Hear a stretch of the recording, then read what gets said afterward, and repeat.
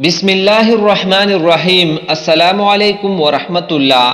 حضرت عمر رضی اللہ تعالی عنہ ایک مرتبہ چند صحابہ کرام رضی اللہ عنہم کی جماعت کے ساتھ بڑے ضروری کام سے تشریف لے جا رہے تھے کہ راستے میں ایک بڑھیا ملی جن کی کمر بھی جھک گئی تھی اور لاٹھی کے سہارے سے آہستہ آہستہ چل رہی تھی۔ اس نے حضرت عمر رضی اللہ تعالی عنہ سے فرمایا، عمر ٹھہر جا، کہاں لپکا جا رہا ہے؟ حضرت عمر رضی اللہ تعالی عنہ ٹھہر گئے اور بڑھیا لاٹھی کے سہارے سیدھے کھڑی ہو گئی اور فرمایا، اے عمر، میرے سامنے تیرے اوپر 3 دور گزر چکے ہیں۔ ایک دور تو وہ تھا کہ تو سخت گرمی کے زمانے میں اونٹ چرایا کرتا تھا اور اونٹ بھی چرانے نہیں آتے تھے۔ صبح سے شام تک حضرت عمر رضی اللہ تعالی عنہ اونٹ چرا کر آتے تو والد خطاب کی مار پڑتی تھی کہ اونٹوں کو اچھی طرح چرا کر کیوں نہیں لایا؟ تو اس بوڑھیا نے کہا کہ تو اونٹ چرایا کرتا تھا اور تیرے سر پر ٹاٹ کا یا کمبل کا ٹکڑا ہوتا تھا اور ہاتھ میں پتے جاڑنے کا آنکڑا ہوتا تھا۔ دوسرا دور وہ آیا کہ لوگوں نے تجھے عمیر کہنا شروع کیا، اس لیے کہ ابو جہل کا نام بھی عمر تھا اور اس کی طرف سے پابندی تھی کہ میرے نام پر نام نہ رکھا جائے۔ گھر والوں نے حضرت عمر رضی اللہ تعالی عنہ کے نام میں تصغیر کر کے عمیر کہنا شروع کر دیا تھا۔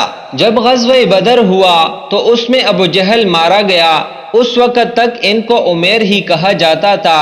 بڑھیا نے کہا کہ اب تیسرا دور یہ ہے کہ تجھے نہ کوئی عمیر کہتا ہے نہ عمر، بلکہ امیر المؤمنین کہہ کر پکارتے ہیں۔ اس تمہید کے بعد بڑھیا نے کہا، رعایا کے بارے میں اللہ تعالی سے ڈرتے رہنا، امیر المؤمنین بننا آسان ہے مگر حق والے کا حق ادا کرنا مشکل ہے۔ کل حقوق کے بارے میں باز پرس ہوگی، لہٰذا ہر حق والے کا حق ادا کرو۔ حضرت عمر رضی اللہ تعالی عنہ زاروں قطار رو رہے تھے، یہاں تک کہ داڑھی مبارک سے آنسو گر رہے تھے۔ صحابہ کرام جو ساتھ تھے انہوں نے بڑھیا کی طرف اشارہ کیا کہ بس تشریف لے جاؤ۔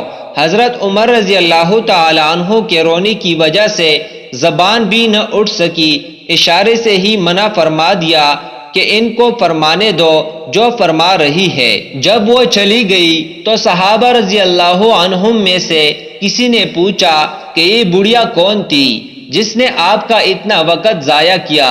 حضرت عمر فاروق رضی اللہ تعالی عنہ نے فرمایا کہ اگر یہ ساری رات کڑی رہتی تو عمر یہاں سے سرکنے والا نہیں تھا۔ یہ بی بی صاحبہ حضرت حولہ بنت ثعلبہ رضی اللہ تعالی عنہا ہے جن کی بات کی شنوائی 7ویں آسمان کے اوپر ہوئی اور اللہ تعالی نے ارشاد فرمایا، بالیقین اللہ نے اس عورت کی بات سن لی جو آپ سے اپنے شوہر کے بارے میں جھگڑ رہی تھی اور اللہ کے آگے جینک رہی تھی۔ پھر فرمایا کہ عمر کی کیا مجال تھی کہ ان کی بات نہ سنے جن کی بات 7ویں آسمان کے اوپر سنی گئی۔ ایک اندھیری رات میں حضرت عمر رضی اللہ تعالی عنہ بنفس نفیس گشت پر نکلے تو ایک گھر میں انہیں چراغ کی روشنی دکھائی دی اور کچھ لوگوں کے باتیں کرنے کی آواز بھی سنائی دی۔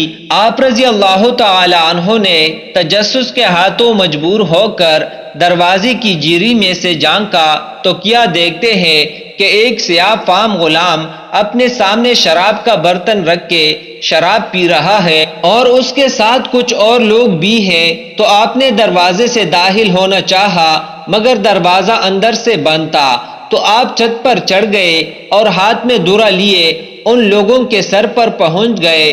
جیسے ہی ان لوگوں کی نظر آپ پر پڑی انہوں نے دروازہ کھولا اور بھاگ کھڑے ہوئے، مگر وہ سیاہ فام غلام حضرت عمر رضی اللہ تعالی عنہ کی گرفت میں آ گیا اور کہنے لگا، اے امیر المؤمنین، میں نے غلطی کی ہے مگر میں اس سے توبہ کرتا ہوں، میری توبہ قبول کر لیجئے۔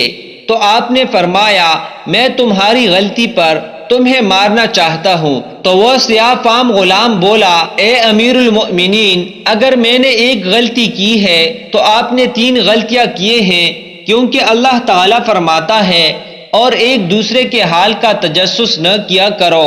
جبکہ آپ نے تجسس کیا، اور اللہ تعالیٰ فرماتا ہے کہ گھروں میں ان کے دروازے سے آیا کرو جبکہ آپ چھت کے ذریعے اندر آئے ہیں، اور اللہ تعالیٰ فرماتا ہے اپنے گھروں کے سوا دوسرے لوگوں کے گھروں میں گھر والوں سے اجازت لیے بغیر اور ان کو سلام کیے بغیر داخل نہ ہوا کرو، جبکہ آپ داخل ہوئے اور سلام بھی نہیں کیا تو ان چیزوں کو اس کے ساتھ برابر کر دیں، اور میں اللہ تعالیٰ سے سچی توبہ کرتا ہوں کہ دوبارہ یہ حرکت کبھی نہیں کروں گا۔ چنانچہ حضرت عمر رضی اللہ تعالی عنہ نے اس سے معاف کر دیا اور اس کی بات کو پسند فرمایا۔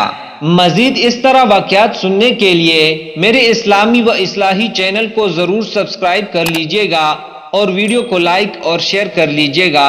شکریہ۔